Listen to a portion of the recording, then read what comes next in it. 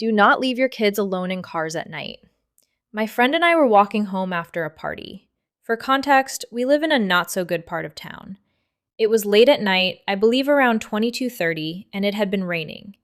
To our surprise, on our way home, we find two children alone in the car. I mostly saw this boy, who seemed around 8 years old. Since I know that my conscience wouldn't have let me sleep if I left, I decided to wait for their parents' return.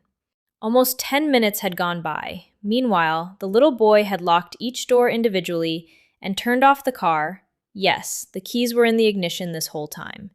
He was clearly afraid of my friend and me, so we decided to distance ourselves a little bit more, since he was clearly panicking at that point.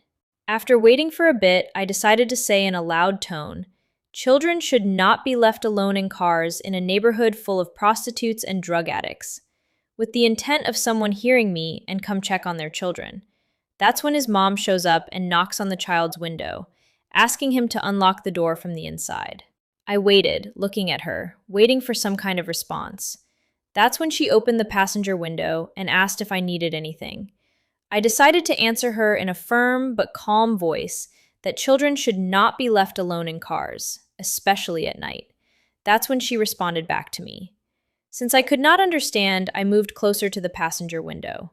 She says, if they were afraid, they could just go back home. So I repeated back that same thing, that children should not be left alone at night. During all of this, I only caught a small glimpse of the other child in the car, since the windows in the back had a darker tint, so I basically only saw that 8-year-old boy. The mom uses the argument that her daughter in the car is 14 years old, so I repeat the same thing back, and that's when she closes the window in my face and rolls her eyes. After that, I realized that nothing would change her mind, so I just went on my merry way. With all this said, was I in the wrong? I understand that I could have been nicer with what I said, but I feel like we live in an era where everything seems to be going wrong, so why risk your kids' lives?